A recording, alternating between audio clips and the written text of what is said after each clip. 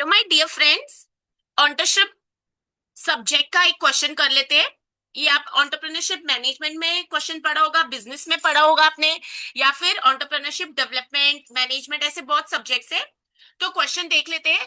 The term angel investor refers to. ठीक है, अभी ये एंजल इन्वेस्टर वर्ड है, ये किसके लिए रेफर होता है? Option number A, government funding agency. B, bank offering loans. C, individual investing in startups. और डी, इंश्योरेंस प्रोवाइडर। अब सबसे पहले आपको पता होना चाहिए, अगर आपको आंसर भी पता है तो ये कौन से सब्जेक्ट से क्वेश्चन आ रहा है। ठीक है, अगर आप बिजनेस के स्टूडेंट हो तो ये हमारे लिए आजकल एक रोज का क्वेश्चन बन चुका है और ये रोज का कॉन्सेप्ट है। बट अगर आपने अब तक ये सब्जेक्ट कभी नहीं पढ़ा या आपने इसके बारे में नहीं सुना है तो आपको ये आंसर नहीं आएगा। तो यहाँ पर करेक्ट आंसर हमारा बनता है option number C, individual investing in startups. ठीक है, तो एंजल इन्वेस्टर्स कौन होते हैं? जो इंडिविजुअल्स होते हैं और इन्वेस्ट करते हैं स्टार्टअप्स में। अब यहाँ पर तो मुझे करेक्ट आंसर पता था, तीर तुक्का कभी सुना था, ये एक्चुअली हम पढ़ के गए। ठीक है, बट अब इसके ऊपर क्या होता है ना, अगली बार आपको टाइप्स ऑफ इन्वेस्टर्स पर अलग क्वेश्चन बन सकता है। तो जब मैं कहती हूँ ये कॉन्सेप्ट आप पढ़ते हो उसको डिटेल में पढ़ लो। तो अभी मुझे समझ आ गया ये टाइप्स ऑफ इन्वेस्टर्स पर अगर क्वेश्चन है तो मैं थोड़ा सा गूगल सर्च करके, या मेरे पास अगर नोट्स है या आपने कभी पढ़ा है तो आप पढ़ सकते हैं। तो अगर बिजनेस की मैं बात करूं तो हमारे पास कितने टाइप्स के इन्वेस्टर्स है? ठीक है, हमारे पास पर्सनल इन्वेस्टर्स होते हैं, बूट स्ट्रैपिंग जिसको बोला जाता है। ठीक है, ये फाउंडर्स होते हैं, फ्रेंड्स या फैमिली होते हैं, और इनका investment size generally small personal savings और लोन से रहता है। ये फास्ट एक्सेस हमको मिल जाता है और यहाँ पर ट्रस्ट होता है क्योंकि फैमिली या फ्रेंड्स है। बट यहाँ पर हमेशा क्या होता है, आपकी बिजनेस पार्टनरशिप्स कभी खराब हो गई तो आपकी फैमिली रिलेशनशिप्स या फ्रेंडशिप भी टूट जाती है। ठीक है, तो ऐसे आप पढ़िए कि आपको मीनिंग भी पता हो कितना इन्वेस्टमेंट ये लोग करते हैं, पैसा कहाँ से सोर्स आता है। तो पर्सनल इन्वेस्टर्स और बूटस्ट्रैपिंग। ठीक है, नहीं सुना है तो मैं हमेशा कहती हूँ मेरे चैनल से जब भी जुड़ते हो साथ में अपनी नोटबुक लेके बैठिए, नोटबुक में नोट्स बनाइए, लिखिए आज हमने कॉमर्स के पेपर 2 में कमलप्रीत मैम के साथ क्या पढ़ा। तो types of investors for business पढ़े, पर्सनल इन्वेस्टर्स, बूटस्ट्रैपिंग। थर्ड, मैं बात करूं एंजल इन्वेस्टर्स जो हमारा क्वेश्चन था, ये हाई नेट वर्थ इंडिविजुअल्स होते हैं। ठीक है, NWI, high net worth individuals. ये अर्ली स्टेज पर होते हैं, जैसे हमारा सपोर्ट करने के लिए तो इन्वेस्टमेंट इनका ज्यादा बड़ा अमाउंट भी हो सकता है। ठीक है, और यहाँ पर ये कैपिटल भी देते हैं, मेंटोरशिप भी देते हैं, और इनके इंडस्ट्री कनेक्शंस भी होते हैं। अब ये फ्लेक्सिबल डिसीजन, मतलब इनके बेनिफिट्स क्या है, ये फ्लेक्सिबिलिटी होती है और डिसीजंस क्विक लिए जा सकते हैं। इनका नेगेटिव क्या हो सकता है, इनको अपना एडवाइजरी रोल भी चाहिए होता है हमारे बिजनेस में, या इक्विटी भी इनको चाहिए हो सकता है। तो एंजल इन्वेस्टर्स, अब अगर आपको समझ आ गया एंजल इन्वेस्टर्स कौन है, ये हाई नेट वर्थ इंडिविजुअल्स है, ये मेंटरशिप के साथ कैपिटल इंडस्ट्री कनेक्शंस भी प्रोवाइड करते हैं। तो ढूंढिए क्या टाटा, अगर टाटा ने किसी के पैसे बिजनेस में पैसे इन्वेस्ट किए थे, ठीक है, जब तक वो थे अलाइव, टाटा, रतन टाटा जी, तो क्या ये इनको एंजल इन्वेस्टर्स कहा जा सकता है? एक अच्छा टीचर, एक अच्छा लर्नर हमेशा एग्जाम्पल्स के साथ स्टडी करता है, इससे बच्चों को भी नॉलेज मिलती है और हमको भी जल्दी रिटेन होता है नॉलेज। ठीक है, फिर हमारे पास वेंचर कैपिटलिस्ट, ये लोग कौन होते हैं? जो प्रोफेशनल इन्वेस्टमेंट करते हैं और ये मैनेज करते हैं पूल्ड फंड्स में। ठीक है, तो ये स्टार्टअप्स के स्टेज के स्टार्टअप्स पर हेल्प करते हैं, जैसे सीड मनी या फिर सीरीज में हेल्प करते हैं। इन्वेस्टमेंट इनका भी ह्यूज अमाउंट रहेगा। ये कैपिटल भी प्रोवाइड करते हैं, स्ट्रेटेजिक सपोर्ट भी प्रोवाइड करते हैं, और इनकी क्रेडिबिलिटी भी होती है, मतलब यू कैन ट्रस्ट देम।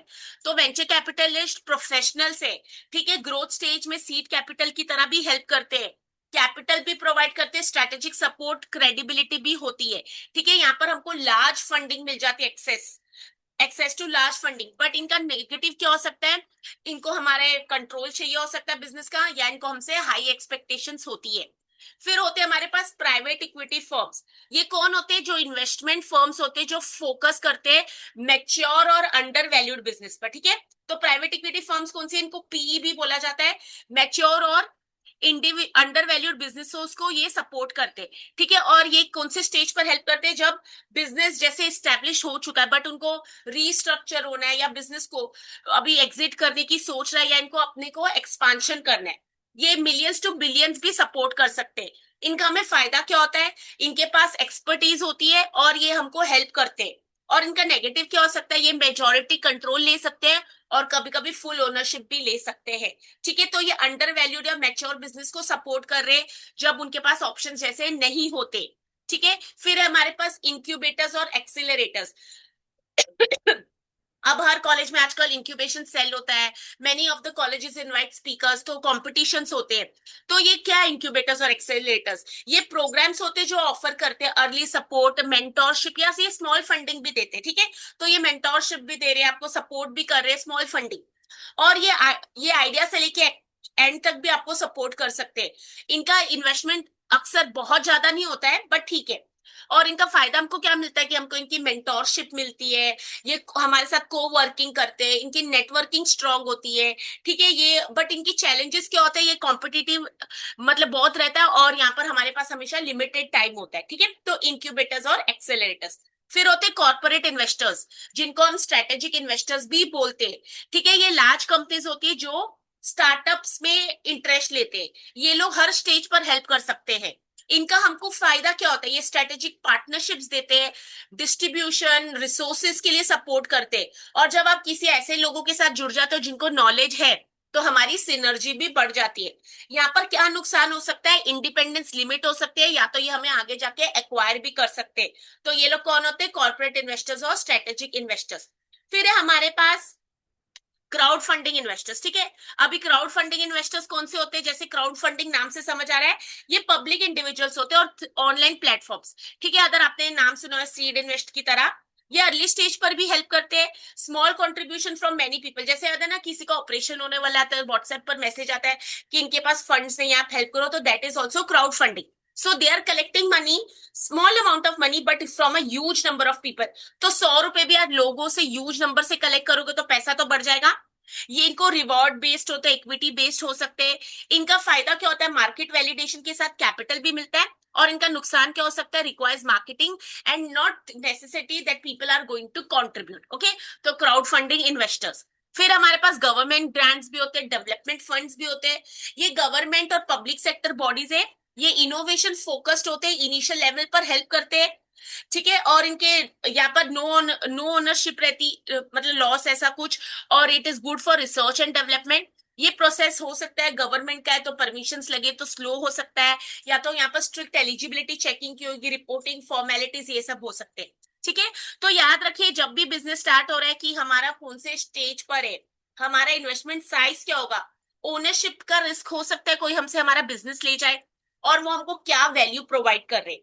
तो ये सारे टाइप्स के इन्वेस्टर्स थे, पर्सनल आप बोलो, बूटस्ट्रैपिंग बोलो, family, angel investors, venture capitalist, private equity, accelerators, incubators, corporate strategy, crowd funding, government grants. ठीक है, तो अगर आज एक क्वेश्चन पढ़ा उसमें 10 कॉन्सेप्ट्स पढ़ लिए, या एक क्वेश्चन में हमें समझ आ गया पूरा सिलेबस उस टॉपिक का, तो ये तो हमें बहुत ज्यादा मेहनत कम हो गई। ठीक है, मैं हमेशा बोलती हूँ एक क्वेश्चन पढ़ रहे हो उसकी कॉन्सेप्ट्स पढ़ लो। आपको पता होना चाहिए कौन से सब्जेक्ट से क्वेश्चन आ रहा है, या फिर मैं क्या आगे इसके कौन से टाइप्स के क्वेश्चंस बन सकते हैं। ठीक है, तो आप ये अपनी बुक में नोट डाउन कर लिए, यहाँ का फिलहाल आंसर था सी। फिर मैं मिलती हूँ आपको नेक्स्ट सेशन में। और जैसे कि कल महाराष्ट्र सेट का रिजल्ट आ गया था, बहुत सारे बच्चे क्वालिफाई हुए, बहुत रह गए।